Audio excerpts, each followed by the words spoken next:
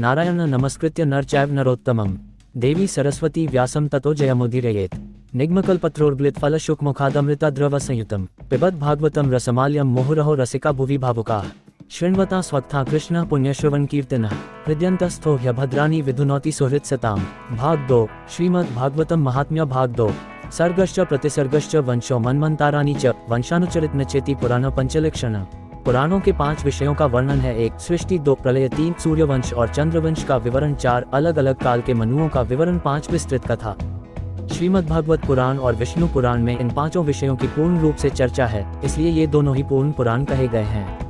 ऋग्यजु समाथर्वाख्या वेदाश्चत्वार उद्धृता इतिहास पुराण च पंचमो वेद उच्यते 10.4.20।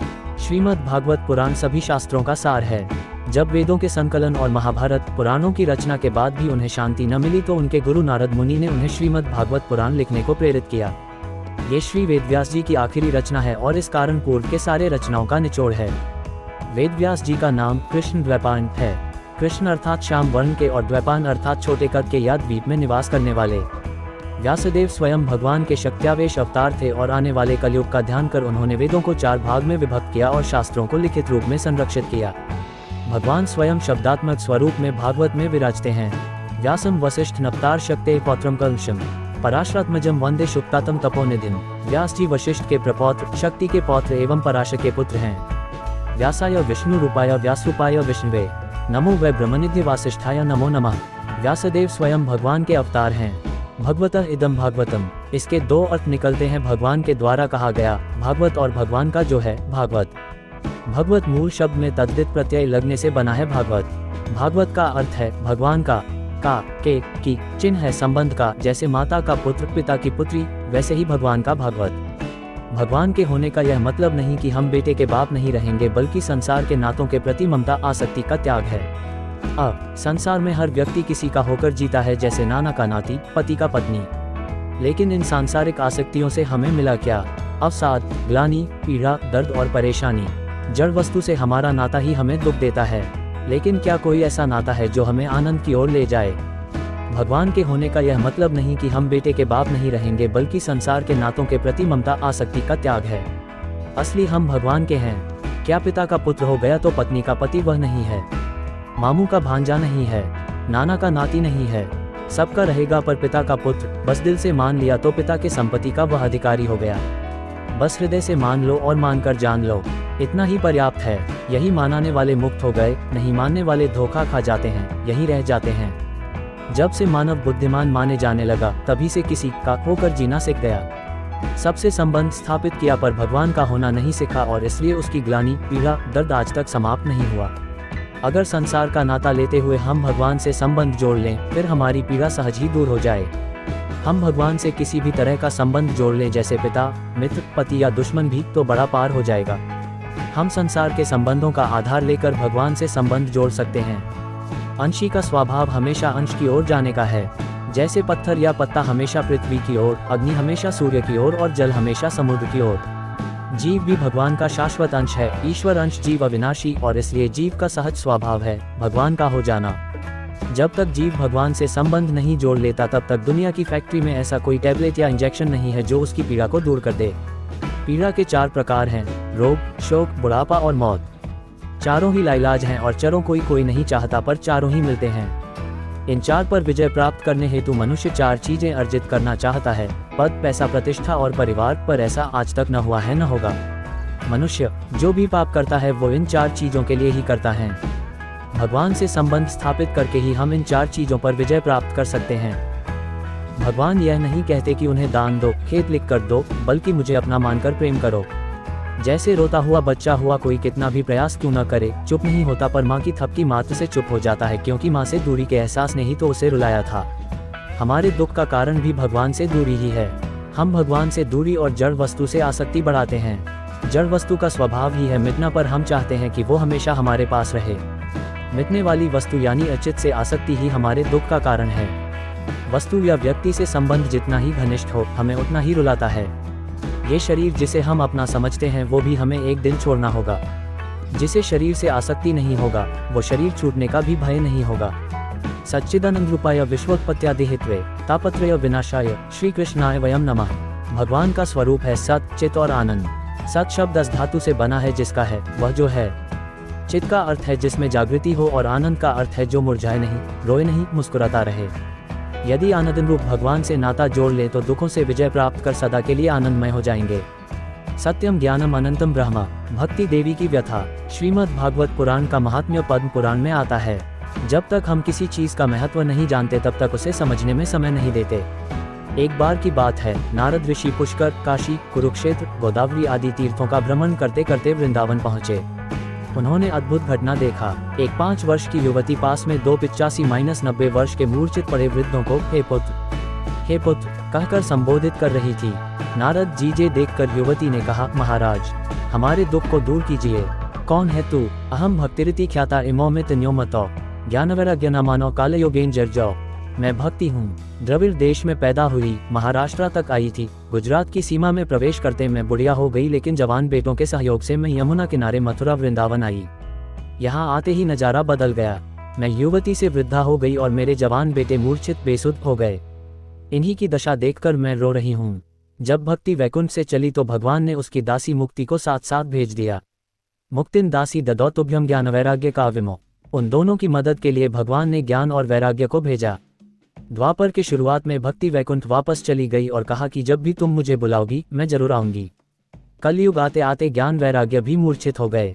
अब भक्ति बैठे बैठे रो रही थी, अर्थात ज्ञान वैराग्य युक्त भक्ति के लिए मुक्ति दासी की तरह है। नारद जी ने ज्ञान को जगाने वाला और वैराग्य को प्रवृत्त करने वाला वेद मंत्र सुनाने लगे, लेकिन परिणाम बेअसर रहा। कभी कभी आंख खोलकर करवट बदलने की चेष्टा की पर मुंह खोल न सके, कुछ बोल न सके। नारद जी ने प्रतिज्ञा की कि जब तक इनकी मूर्छा दूर न होगी मैं तपस्या करूंगा, भगवान को प्रसन्न कर उन्हीं से उपाय पूछूंगा। नारद जी संत महात्माओं से उपाय पूछते चले। बद्रिकाश्रम की ओर चले तो उन्हें 4 कुमार मिले, सनक, सनंदन, सनातन, सनत कुमार, जो देखने में 5-6 वर्ष के बालक लगते हैं पर वास्तव में हैं बूढ़ों के बूढ़े। कुमारान वृद्धान दशार्धवयसो विदितात्म तत्वान। योगबल से उम्र का असर अपने शरीर पर नहीं होने दिया। दिगंबर महात्मा हैं। नारद जी के बेचैनी को उन्होंने समझ लिया। कुमारों ने कहा, ज्ञान यज्ञ करो भागवत का, यही वास्तविक सत्कर्म है। इदम भागवतम नाम पुराण ब्रह्म संमितम भक्ति ज्ञान विरागाना स्थापनाय प्रकाशितम ज्ञान यज्ञ करिष्यामि सुखशास्त्र कथोज्ज्वलम। भक्ति ज्ञान विरागाना स्थापनार्थ प्रयत्नतः। जब भगवान अपनी लीला खत्म कर अपने दिव्य जाने को तत्पर हुए तो उनके घनिष्ठ मित्र उद्धव ने उन्हें रोक लिया। उन्होंने कहा, आप मुझे छोड़कर अकेले कैसे जा सकते हैं? हम आपके बिना कैसे रह पाएंगे? मुझे भी अपने साथ लेते जाइए। रामावतार में भगवान अपने साथ पूरी अयोध्या को लेते गए थे। लव कुश के राज्य करने के लिए कोई भी प्रजा नहीं बची थी। भगवान ने उद्धव से कहा, बद्रिकाश्रम के गंधमातन पर्वत पर जाकर मेरे स्वरूप का ध्यान करो। जब भी तुम्हें मेरी दर्शन की लालसा हो, मुझे स्पर्श करना या प्रत्यक्ष अनुभव करना चाहो, तो मैं अपने स्वरूप सहित भागवत पुराण में प्रवेश कर रहा हूँ। 4 कुमारों ने संसार में प्रवेश करने से मना कर दिया। हरिद्वार तक आए। नारद जी भक्ति, ज्ञान और वैराग्य को भी हरिद्वार ले आए और गंगा किनारे आनंद घाट पर संकादिक कथा बाँचने लगे। कार्तिक शुक्ल पक्ष अक्षय नवमी से पूर्णिमा तक सप्ताह का योग हुआ। 7 दिन बाद ज्ञान और वैराग्य युवक होकर नाचने लगे। मूर्छा सदा के लिए मिट गई। संकादिक गाने लगे और नारद जी बीना बजने लगे। भक्ति भी आनंद विह्वल होकर नाचने लगी। बिना ज्ञान और वैराग्य के भक्ति नहीं आती। भगवान से संबंध स्थापित करने के लिए ज्ञान की आवश्यकता है। ज्ञान के 4 प्रकार हैं, सामान्य, विशेष, विशेषतर और विशेषतम। सामान्य ज्ञान आहार, निद्रा, भय, मैथुन का ज्ञान पशु को भी है। इसके ज्ञान के लिए किसी विश्वविद्यालय जाने की जरूरत नहीं है। विशेषतर ज्ञान है कवि, आचार्य या राष्ट्रपति बन जाना। विशेषतम ज्ञान ये है कि हम भगवान के हैं, भगवान हमारे हैं और बाकी सारे सपने हैं। इस ज्ञान को ही विवेक कहते हैं। ज्ञान जब परिपक्व होता है तो विवेक कहलाता है। परिपक्व जागृत ज्ञान विवेक कहलाता है और विवेक वो तेज तलवार है जो अज्ञान से होने वाले मोह और उससे पैदा होने वाले अहंकार को जड़ से काट देता है। विवेक बिना सत्संग के नहीं आता। जब कई जन्मों का पुण्य संचित होता है तो सत्संग मिलता है। भाग्यो इन बहुजन समाजितेन सत्संगम चलपते पुरुषो यदा वै अज्ञान हेतु कृत मोहमदांधकारनाशम विधाय है तदो देते विवेक। बिना सत्संग के सुनी हुई बातें जीवन में नहीं आएंगी, इसलिए भक्तों का संग करो और भौतिकवादियों का संग काम से काम करने का प्रयास करो। बिनु सत्संग विवेक न होई, राम कृपा बिनु सुलभ न सोई। होई विवेक मोह भ्रम भागा, तब रघुनाथ चरण अनुरागा। सत्संग से, विवेक से, वैराग्य से भक्ति। जिस तरह से जानवरों को पालतू बनाने के लिए हम बल और हथियारों का इस्तेमाल करते हैं, वैसे ही मनुष्य को सही दिशा में मोड़ने का काम करती है सत्संग। सत्संग करने से हमें विवेक की प्राप्ति होती है। विवेक की प्राप्ति के बाद मोह और भ्रम भाग जाते हैं। जब मोह और भ्रम भाग जाते हैं तब हम भगवान से संबंध स्थापित कर लेते हैं। विवेक का अर्थ है परिपक्व ज्ञान। जैसे फुलौना के फूट जाने पर बच्चा फूट फूट कर रोता है, पर बाप नहीं रोता, क्योंकि बाप को ज्ञान है कि बैलून का स्वभाव ही है फूटना। इस उदाहरण में फुलौना विषय है, बालक अज्ञानी और बाप विवेकी। हम भी इस संसार में रो रहे हैं क्योंकि हमें अपने स्वरूप का ज्ञान नहीं है। साधु नहीं रोते क्योंकि उन्हें अपने और इस संसार के स्वरूप का ज्ञान है। उमा कहूँ कछु अनुभव अपना, सत हरि भजन जगत सब सपना। उमा राम स्वभाव जेहि जाना, तेहि भजन तजी भावना आना। अज्ञान का कारण है 6 गंदगी, काम, क्रोध, मद, लोभ, मोह और मात्सर्य, ईर्ष्या। जब मन की गंदगी मिट जाएगी तो हम बालक बन जाएंगे, और जब बालक बन जाएंगे तो संसार की स्त्रियां मां नजर आएंगी। जैसे छोटा बालक संसार को देख रहा है पर संसार के पीछे नहीं भागता, उसकी आंखें रूप को देख रही हैं पर रूप के पीछे आंखें नहीं भागती। संसार में नाव की भांति रहो। नाव पानी में रहे पर नाव में पानी ना आ पाए। अगर पानी आ रहा है तो 4 बर्तन है जिससे पानी उबीजते रहो। भगवान का 1 नाम, 2 रूप, 3 गुण और 4 लीला।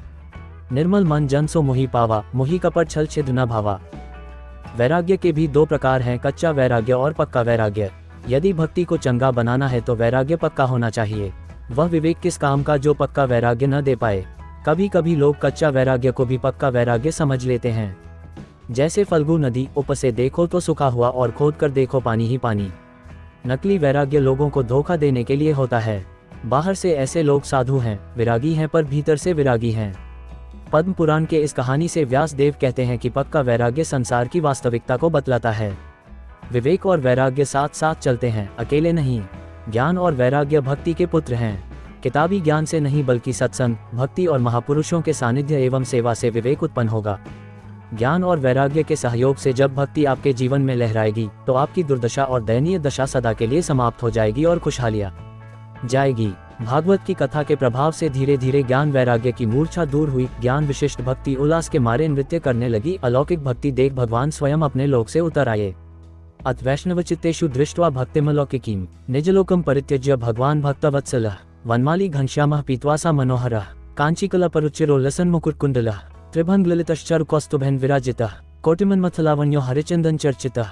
श्रीमद् भागवत एक कड़वी मिश्री है। अगर कड़वी दवा सीधे दी जाए तो बच्चा लेने के लिए तैयार नहीं होता, लेकिन वही कड़वी दवा अगर मिश्री के साथ मिलाकर दी जाए तो बच्चा खा लेता है। श्रीमद् भागवत में कथाएं मिश्री हैं और सिद्धांत शिक्षाएं कड़वी दवा। अगर हम दोनों का सेवन करें तो दुखाल्यम अशाश्वतम से नित्य आनंद की ओर निश्चित ही जाएंगे। एक प्रकार के मिट्टी में कोई विशेष फसल किसी विशेष मौसम में बढ़िया पैदावार देती है। कलयुग में भागवत पुराण का भी वैसा ही महत्व है, क्योंकि इसमें स्वयं भगवान श्री कृष्ण का वास है।